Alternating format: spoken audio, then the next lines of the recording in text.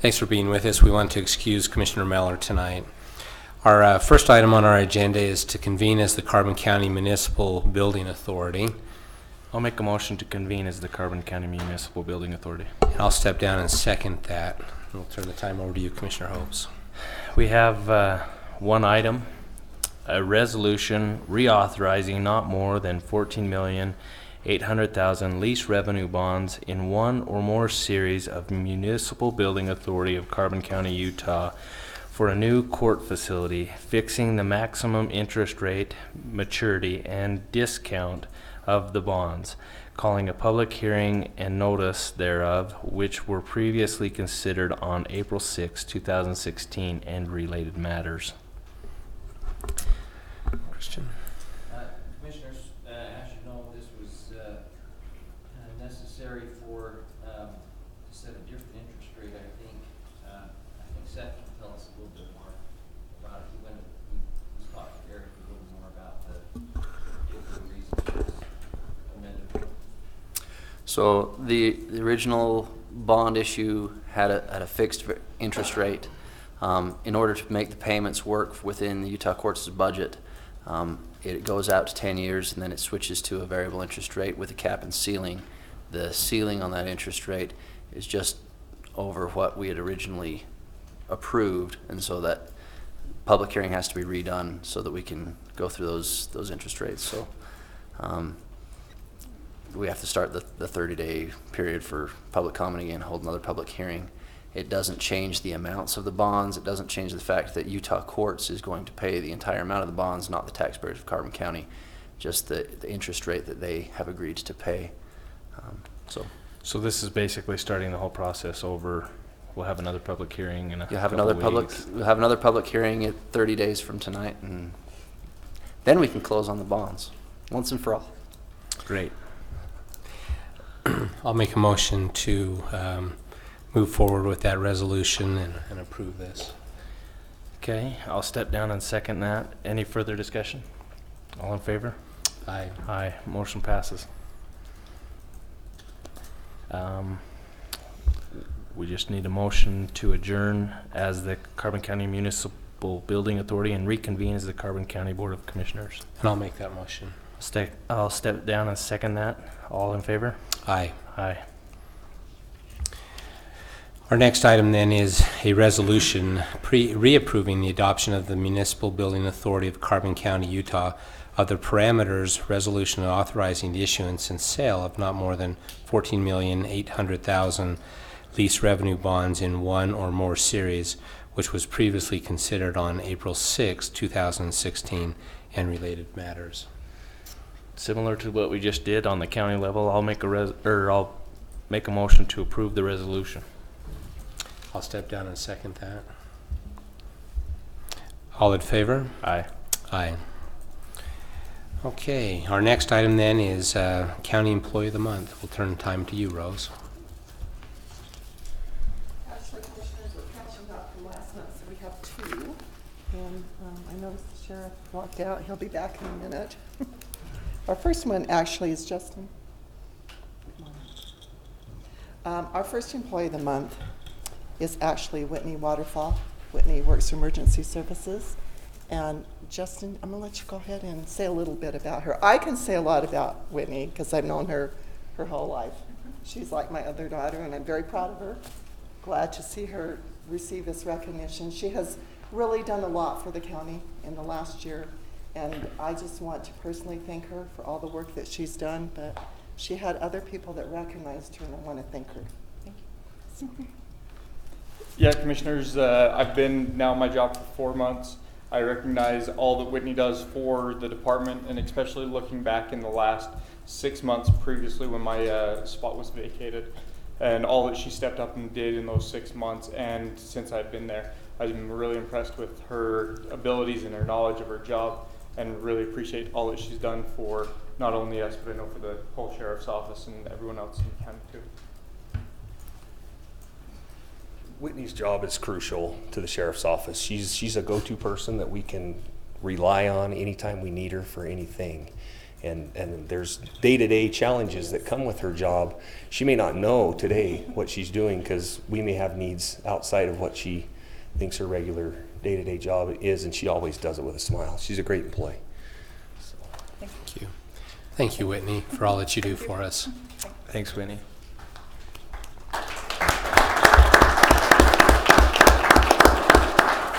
And this month's Employee of the Month is actually Chad Allred. I think all of us in the county know Chad one way or another.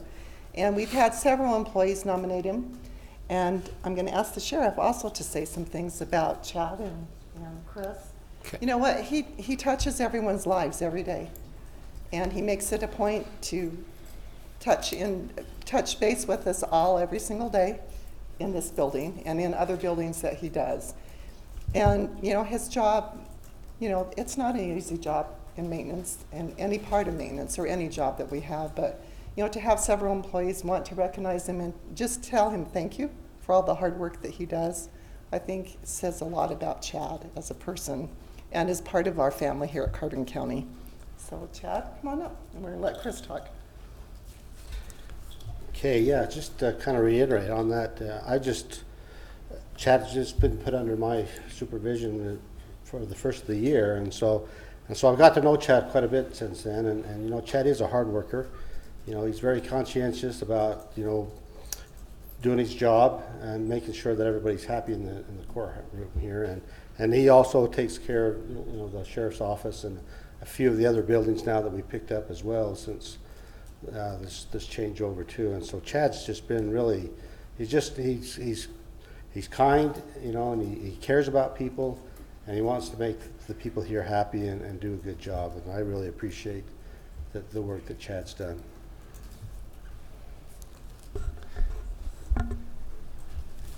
I'm really excited to see Chad get to be Employee of the Month this month. He's an honorary deputy with the Sheriff's Office. He's part of our family over there. We use, he does our office, he does the detective's office, and search and rescue rescues never look better, by the way. So we really appreciate Chad a lot. He's a pleasure to be around. He digs in and does anything that needs to be done. He'll even answer phones for us when he's over there. So we just love him. We think he's a great employee, and he's proud of the work he does, and we're proud of him. So thank you, Chad. Thanks, Chad. Thank you, Chad. Thanks, Chad. You know, I think if we were to erect a memorial for Chad, it would say, "Welcome to Paradise." But without Chad, it's not paradise. Yeah. Thank you, Chad. Our next item is the approval of our minutes. This would be from April 20th, 2016. I saw no changes to the minutes. I didn't either. I'll make a motion to approve. And I'll step down and second that. And all in favor? Aye. Aye. Thank you.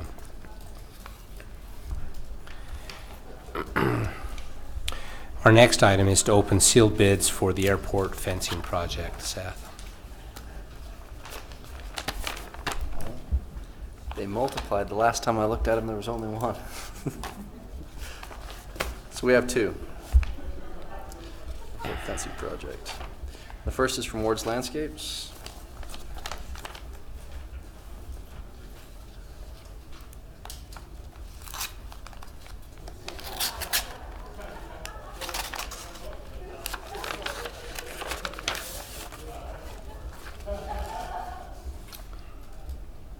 They have provided their proof of insurance. The bid is for $78,262.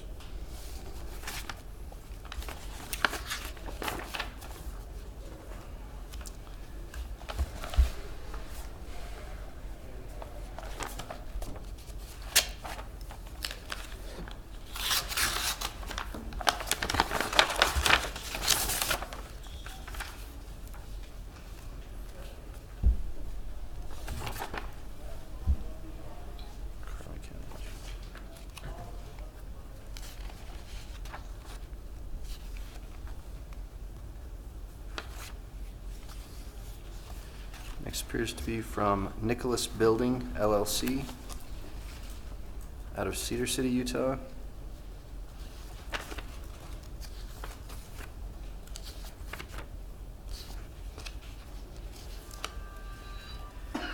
And their total bid is for $242,610.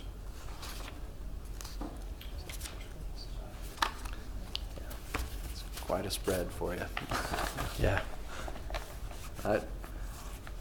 Spread that big, I think we probably ought to let the engineer take a good look at both of them, so. I'll make a motion to accept the bids and turn over to Javation, isn't that, for review. Does that need to come back to us, Christian? If you want it to, otherwise it could go, I think it should come back to you if you're not gonna choose the low bid. Otherwise, I think you can authorize selection of the low bid, provided that's in line with what Provided we're everything's expecting. in it. Okay. Yeah. I'll make a motion to that fact that if it's not the low bid, that you bring it back to us. Otherwise approving the low bid. I'll go through the bids, make sure they're correct, Okay. and then I'll provide a letter of recommendation if it's low bid or either way, Okay. and send it to the commission. And then with that, we can do a notice of award with FAA approval. I'll second that, and all in favor? Aye. Aye.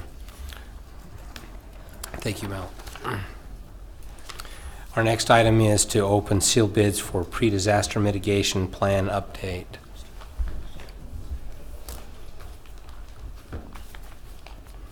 All right, we received one bid for pre-disaster mitigation planning update.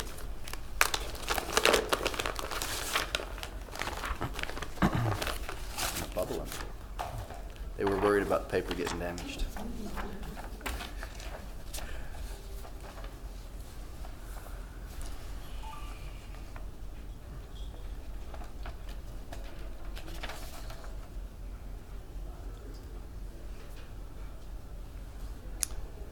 So there's a narrative describing the scope of work that he intends to perform, and the bid amount is $25,900.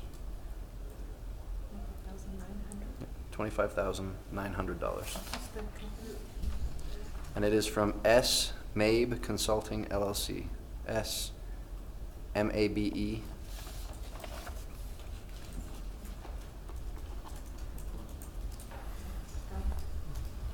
West Jordan.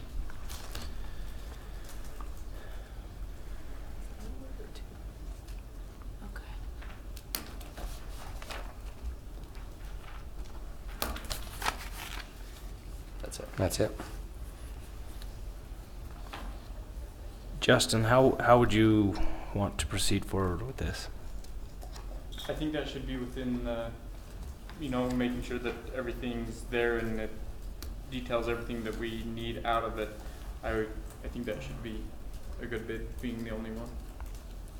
I'll make a motion to accept the bid, pending your review and award, if everything's in it. That works. I'll step down and second that. Any other discussion on it? All in favor? Aye. Thank you. Our next item of business is to ratify approval and signing of a contract with AMP Tracking System for rental of ankle monitors. Sheriff, are you taking that one, or Justin, or? Justin is going to grab that. Our tracking monitor. The tracking monitors. And you thought you were done. One can only wish, right? So you guys signed we received a JRI grant, which is a tracker for some of the releases from drug to track them and or releases from jail to track them and keep people in line to reduce repeat offenders. And part of that grant is ankle monitors for medium risk people. So the agreement is for 15 monitors for daily monitoring for 122 total for the total quantity of months, and is $10,920 in that. And that's all covered by a grant, the GRI grant. Make a motion to approve the signing of the grant. I'll step down and second that. All in favor? Aye. Justin, while you're there, and it's not an agenda item by any means, but we also had received notice about the closed fire season. While we're in a public meeting, do you want to address what that really means as far as our fire season goes? Yeah, so we received an email from the State Forester's office today stating that it's now June 1st closed fire season, which means that anyone wishing to burn at this point needs to contact the local district fire warden to get any burn permits, and also lets people, enhances the fire safety risk, making sure people are having their fires within fire rings and using the approved campsites and those kind of things going forward, just letting people know that that is that time of year. So it has not restricted fires in the campgrounds as long as they're used in those appropriate rings then? Yeah, no, there's no restrictions at this time. It's Right. just letting people know it's closed fire season, no burning without any permits, basically. I just think it's important that, you know, we all live in the desert and dry times, and we've been blessed with a lot of rain and moisture, but we just need to be careful and make sure that people understand that, so thank you. No Justin, problem. one more quick question on that. Who is the fire warden for the county, and how would they go about contacting him, just for public information? Okay, I have so- his number, but how would the general public do it? So as of right now, his name is Jeremy Jorgensen. He got hired, I don't know exactly the time frame, a couple months ago. He's in place. I don't have his number right on me right now. I would encourage people to call dispatch, and they have his number. Probably pull it up, or his cell phone number. They could probably go to dispatch. Yeah, dispatch. That is- would be an appropriate link. and they can always refer him to call them. Okay, So Perfect. that would be the best way to go about it. thanks. Thank you, Justin. Our next item is review and possible approval of the agreement between Four Corners Mental Health and Carbon County for the purchase of naloxone kits. Yeah. So we have been working with several different people. The mental health of some of the people in Carbon County, or the Division of Health, has given us a kind of like a grant, $10,000. We've been looking at several different options. We have a doctor who is supporting this fully. Her name's Dr. Jen Plum. She's coming down to do a training on these naloxone kits for all of the officers, police officers, sheriff deputies in the county to have naloxone in their vehicles. So if they have an overdose, as they respond and they get there before the ambulance, they can give this drug to help reverse the overdose. And so this agreement gives us the opportunity. They will give us the $10,000, and per our policy, I will be the coordinator for that. We will purchase enough of those naloxone kits to outfit every officer in Carbon County, both city and county, if they are willing to participate, and give those citizens a better chance to overcome overdoses. The naloxone is Narcan, basically. It is amazing what it can do. It's not a cure-all, and it's not TB CPR. It doesn't always work, but it increases the odds of somebody reversing an opioid overdose by a large percentage. It's be very valuable for our police officers to have that in their possession. I like the idea that it covers, you know, our cities and the county and makes it readily available for all that would be responding. That's a great idea. And we also have one of the local ER docs, Dr. Mark Frazier, who's on board to be the medical control for that for us and the contact for any questions we have. So there's a lot of support going forward, and we appreciate everyone who's helped us with this. Just as I read through the agreement, there were some things like extreme temperatures, cold and hot, can void the drug or make it not good. And there were lots of different control things that needed to take place. Are we set up to do that, or have protocol to maybe bring them into the SO in the evenings or when they're not on patrol or whatever it is? We'll have to develop our protocol, how we want to do that, and I want to see the kit itself. If it'll fit on the officer's belt, that'll negate that, because they'll Okay. be in and out of their home every night. I'm hoping that's how it works out, and they can just have a pouch on their belt for it. Like a lot of them have a CPR mask like that already, and I Okay. think that'll work. There was just a lot of regulations in the grant that needed to be taken care of? Just a question. Commissioners, I should let you know, I modified the agreement slightly to provide that, since this is technically an interlocal agreement between two governmental entities, I put a line on there for Seth's signature to attest to it, as well as one for my approval as the county attorney, as required by statute on interlocal agreements. That, you won't see that in your draft. I just added that a couple hours ago on mine, so. Okay. Any other questions? Make a motion to approve the grant with the changes. That's the new copy that Christian just sent us. I printed it off before we came. Okay. I'll step down and second that. All in favor? Aye. Aye. Thank you. You want this signed now, Justin, so that you can make the circulations, or? Yep.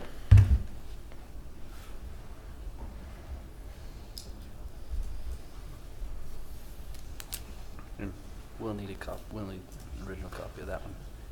And I'll need copies of that bid back when you're done, so. Our next item is consideration and possible approval of worksite learning agreements with DWS. Nicole. Good evening. Hi. Okay, so with Workforce Services, I'm just here to, I hope you guys remember these programs. We have to get this agreement signed once a year. And honestly, the places that we utilize the programs the most are particularly out at the fairgrounds. Rhonda's really good to work with us.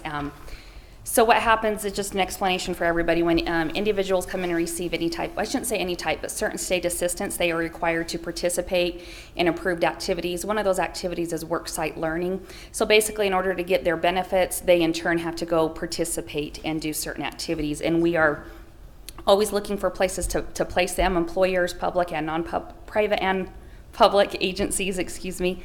And so Rhonda's really good. And you know, there could be other agencies or departments we would work with as well. She's just the easiest fit. If we have somebody that needs, I call her and say, okay, these are the qualifications. Do you have any room for them? And she'll, of course, say yes or no. If she does say yes, I do have room, then I would refer them over to Micah and Rose to do the proper background screening and everything. And they give them an ID tag so you guys always know who's on the premises. But the agreements are only good for 1 year, so I'm just here to see if you can approve that agreement again. And that is for the unpaid. There is also a paid agreement that honestly we haven't used in a long time, but because it takes a while to get these signed, I usually just ask you to sign this one as well. It's mainly for on-the-job trainings or employment youth internship opportunities. The only difference with this one is since the federal, the IRS basically changed their guidelines, because you're paying them, you have to actually put them on your payroll, where in the past it was like a summer internship and the DWS would take care of everything.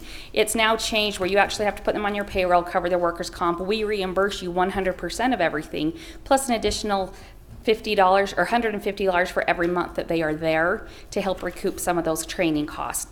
Of course, it's only if it's appropriate, and we haven't used it in a couple years. I just like to get it signed so it's all taken care of if that need does arise, and if it's a good situation that makes sense. Perfect. I'll make a motion to approve the signing of both contracts. And I'll step down and second that. And all in favor? Aye. Aye. You Thank sign them now? You bet. Okay.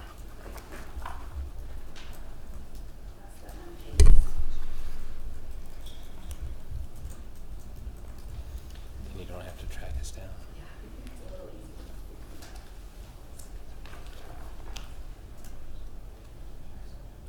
And then I will image in a copy to Rose. Is that okay? It's not on stage tomorrow. What did I date that one? Okay. Thank you, Nicole.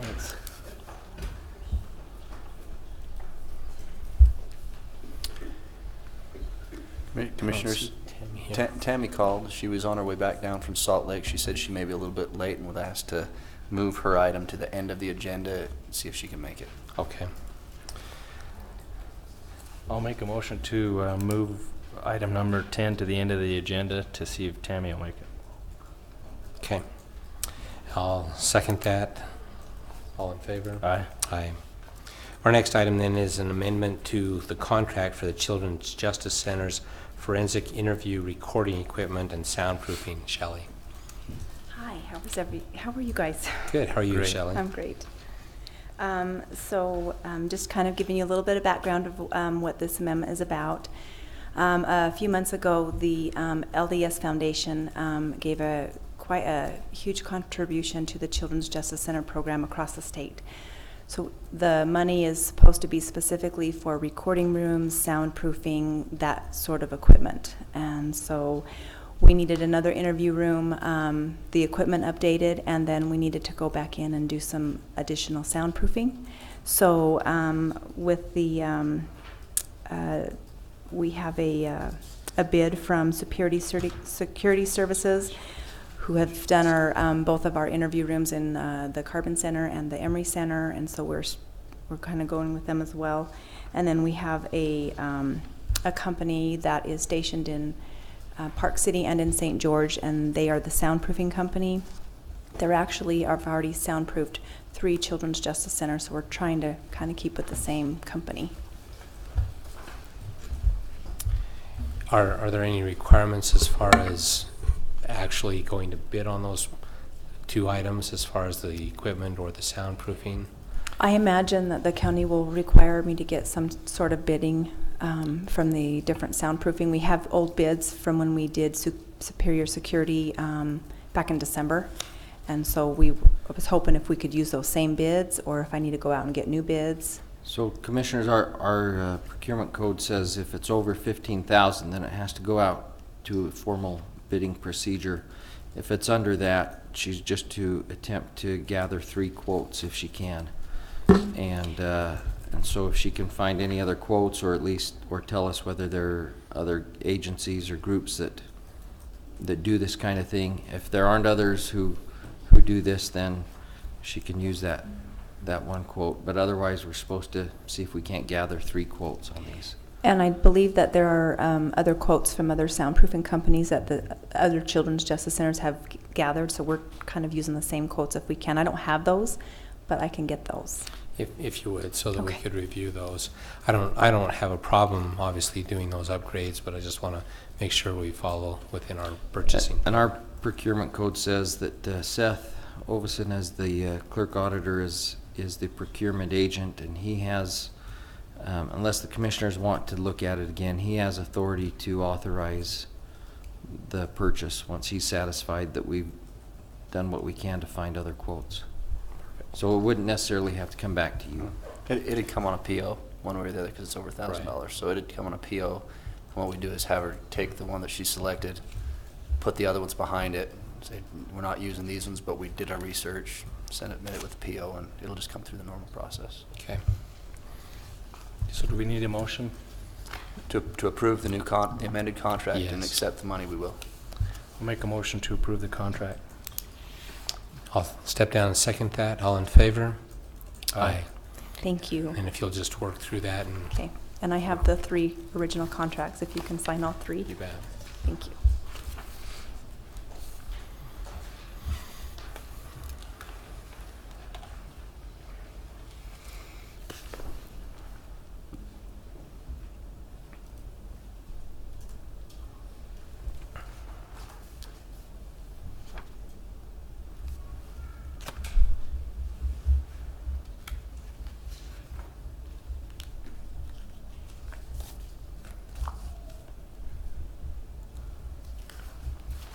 Thank you, Shelley.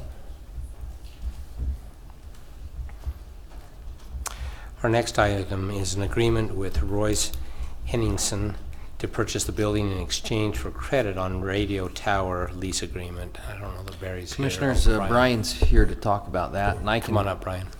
kind of just give you some background that I prepared a little agreement that would provide that they're given a credit in the amount of $10,000. River Canyon Wireless would be in exchange for giving us a building, and Brian, I think, can provide the details of what the building's like and where it's at. But I know Brian and Barry looked at it and decided this was a building that could benefit the county, and so wanted to give, since we already have a contract with River Canyon Wireless, they're paying us a monthly amount, that we'd just abate that until the value of the building had been paid off. Okay, Brian. Commissioners, the building in question is an old AT&T communication building that was down in Moab. We looked at it and it would fit our purposes a lot better at the Woodhill TV site to replace that old brick building that's there. There is no more room, rack space, or anything in that building. This will allow us future growth in case we need to expand for the TV or if any other agencies or anything else wanted to go into it. It is set up to be a true communication building with portals for antenna feeds and with air conditioning units already on it. So that is what we're trying to work out with River Canyon Wireless. So. And how would you get it here then? I believe we just have to put it on a truck and bring it. We've already started to see how much it would be for tear down and everything out with an electrician, and then with the crane service to get it lifted and put on a flatbed to bring back up. Daniel with the road shop has already put in motion to do the hauling. We just needed to hire a crane to set it on the truck. And Barry's used to, or has worked with and got quotes, I believe, for that. Yeah. Okay.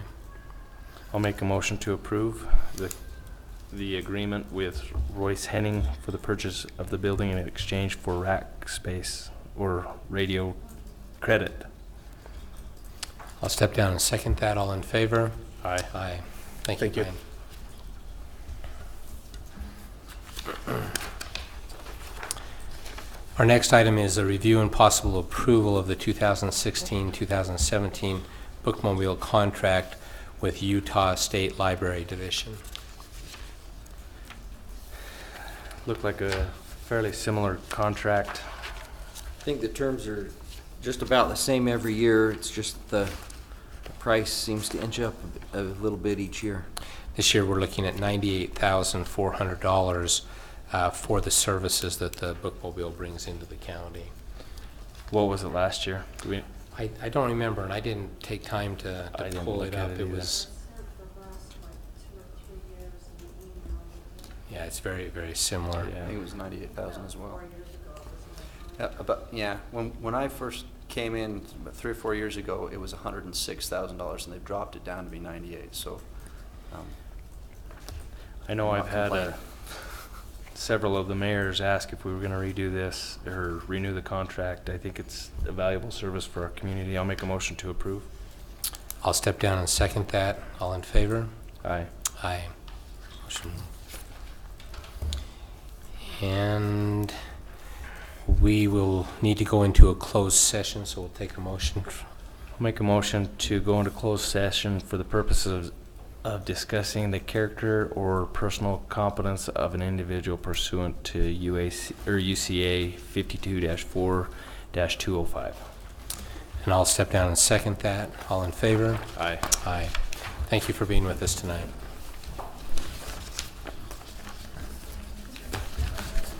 Look at that. Time to spare.